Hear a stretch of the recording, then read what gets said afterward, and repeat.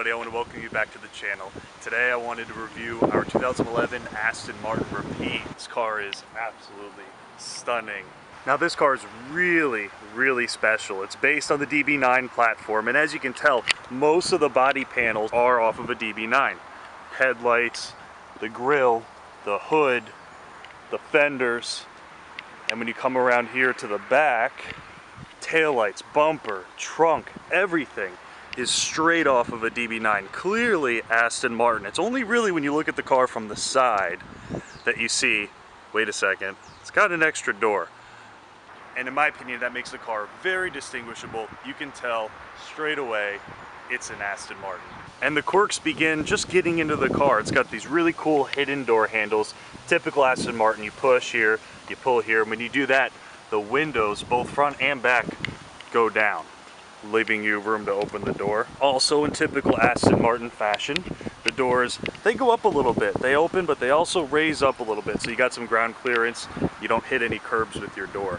Now this car has what's called bitter chocolate interior. This is like a brown, very dark, rich espresso chocolate, whatever you want to call it, colored interior, and it looks beautiful against this morning frost pearl white. Really a beautiful color combination. And of course, starting the car, typical Aston Martin. This one actually, we've got the crystal key. This is a very expensive key. You lose one of these, you're in big trouble. Goes right here in the middle, foot on the brake, push it in, hold it. Yes. And you hear that V12 fire up. And I have to say, one of the best parts about every Aston Martin is that exhaust note. And another tip for any V12 Aston Martin owners to get more sound out of their car, find the fuse box, pull fuse 22. That controls the opening and closing of the exhaust valves. Keeps it open, sounds much better. You'll thank me later. Looking at the electronics on these cars, they're very simple. Aston Martin doesn't spend a lot of money on R&D for their entertainment systems. They're more focused on the car's performance, how the car drives, how it looks. They're not really concerned about technology. And that really shows in this car. All the air conditioning controls are very basic. The radio, extremely basic. You've got some presets, you've got satellite radio, and you've got a little CD player here. Do give you a nav screen that lifts up. Yeah, see, that's kind of cool. That's kind of James Bond-esque. Comes right out of the dash. But as you can see, once it's on, it's just a Garmin. This all this is. This is the same thing as you buy from Garmin that you stick on the windshield of a rental car. This navigation system is super basic. But the car is a 2011, so it's going on 9 years old now, and it shows. A lot of the technology is very dated. Now moving on to the back seat. You open the door, and the back glass goes down all the way. Not really sure why that is, but you've got a very small opening and a very small back seat. Now I'm 6'1". Let's see how I fit getting in here. Oh. Stuck. Okay. All right. As you can see, I mean, once I'm in, I'm quite comfortable. There's enough headroom. The legroom's pretty tight. It's got this crazy center console. I mean, this really is more of a jump seat. It's not something I really would want to go on a road trip with. There are DVDs, however. I don't know who owns DVDs still. Again, that goes back to the dated technology, but so TVs in the back seat of your Aston Martin. You have controls back here.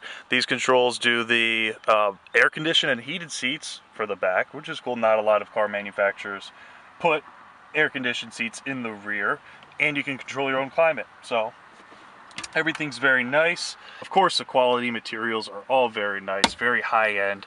This is all really nice. No plastic, really. Okay. All right, now we're gonna take the Aston Martin out on the road.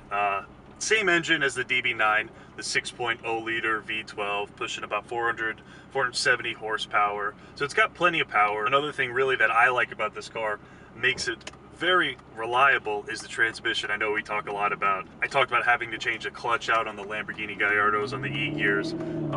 Very costly. This car has a ZF 6-speed automatic. Very reliable transmissions, very low maintenance. Something that Aston Martin really is not known for, but on this car, this is probably the most reliable Aston Martin drivetrain that you probably could have ever gotten. Now let's talk price. This car, when it was new, somebody walked into a dealership, paid over $200,000 for this car back in 2011. Today, this car, it's got 41,000 miles on it, gently used, clean Carfax, no history of accidents or wrecks or floods or anything like that. Pretty much excellent condition. We got it priced at $49,995, just under 50 grand. Pretty competitive. I haven't seen another Morning Frost car on the market right now, and with this bitter chocolate interior, it really makes the car unique. Oh, and that sound, that V12 sound when you get on it. Oh, that V12. Oh, God. What a great car. For 50 grand. It's tempting. It's tempting even for me. This is a car that you really just don't see on the roads very often. It's a car you don't see every day. You know, people are going to know it's Aston Martin, but they're going to say, I didn't know they made a four-door. It's something special. Very, very unique. This car has really impressed me. It's something that you could buy, you could enjoy, you could get some use out of it. Drive it every day if you want to, and you're not going to lose a hell of a lot of money. Obviously, the first guy who buys it over $200,000, he's the sucker. He's the guy who takes the big hit. And the car's reached a good part of its depreciation curve. So you could drive it, theoretically, you could drive it for a couple of years, put some miles on it, and still get good money for it when you trade it back in, especially if you keep it in good condition, no accidents. And even from the driver's seat, you can definitely tell this car is exotic. The windshield, very narrow. The roofline is very low. You definitely feel low, but you don't feel too cramped. But you can definitely tell you're driving something cool. And that's the best feeling. That's what exotic cars are about. They're about excitement. They're supposed to make you feel excited. Makes you want to get in the car and just go for a drive. Drive to nowhere. Drive to the store. Doesn't matter. Just the experience of being in the car is rewarding. That's why they make cars like these. You could get something that originally cost somebody over $200,000. You could get for under 50 grand. It makes it achievable for a lot of people.